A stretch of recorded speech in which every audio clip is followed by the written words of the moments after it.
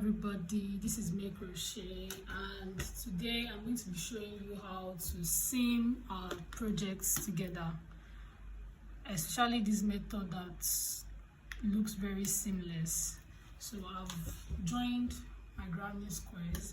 This method, you can use it to seam any type of project together, but I mostly use it for my granny squares. So whenever you want to seam anything together at all, you can use this method, and trust me, it's less bulky, it consumes less yarn, and it consumes less time.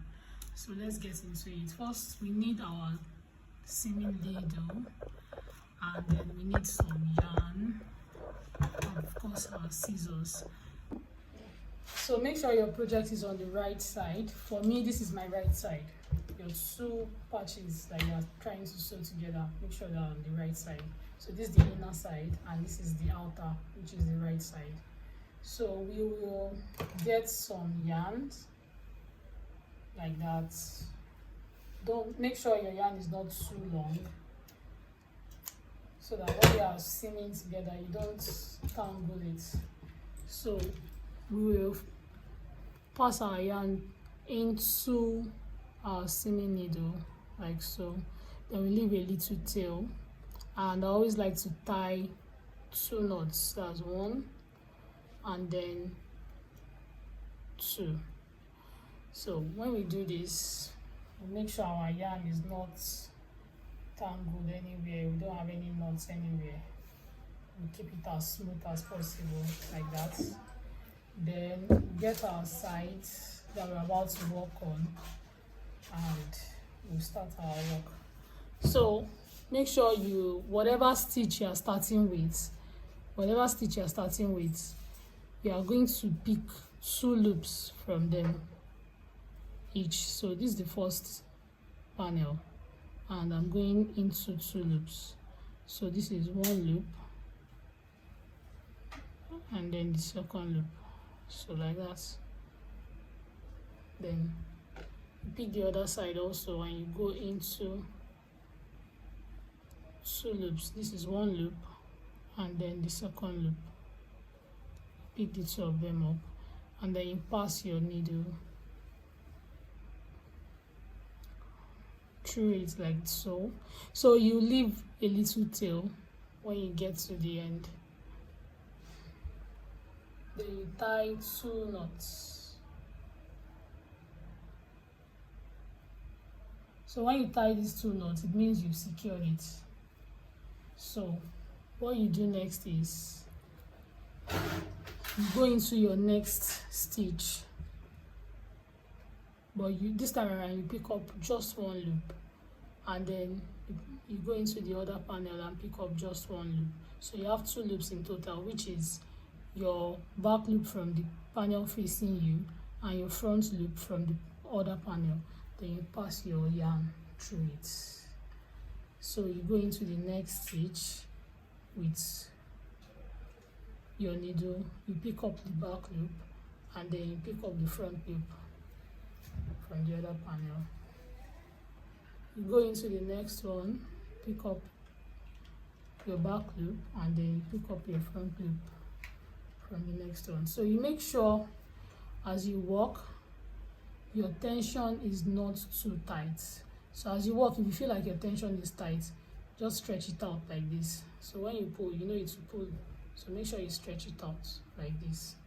So we go into our next stitch, back loop, and then the other side, front loop, and then you pull through like so.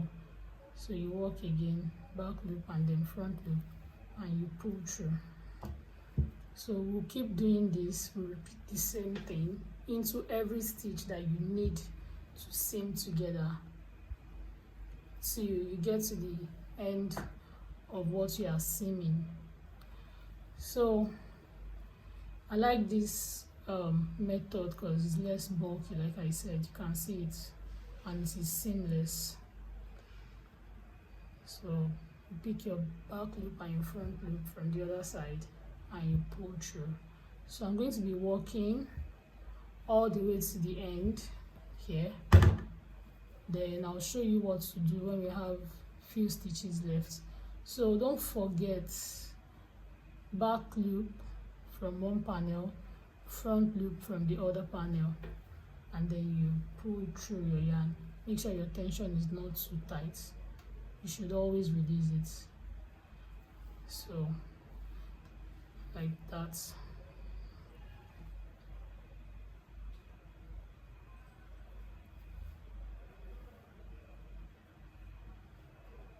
So the more you do it, the more defined your loops will start showing, like that. So I'll show you what we have when we have a few stitches left.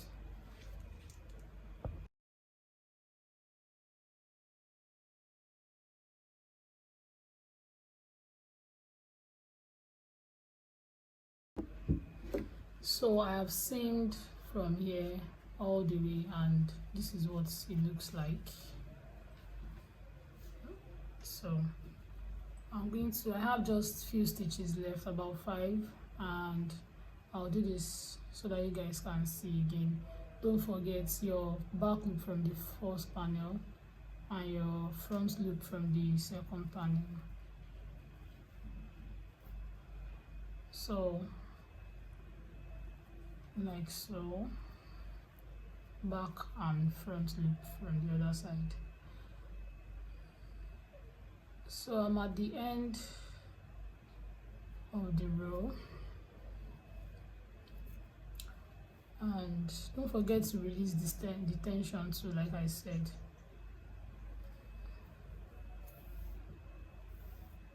So for our last stitch, we're going to tie it.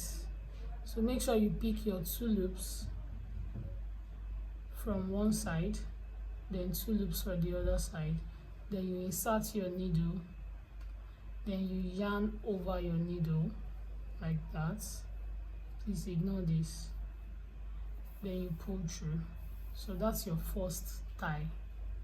So you do the second one right into the same spot, put in your needle, yarn over your needle, and then you pull, and that is your second tie. For me, that is absolutely all right. So we do what? We cut off our yarn. Then what we do from here is we weave in our loose ends. So we weave in this. So to create more security, we have like this at the end of your row. You can also tie it twice.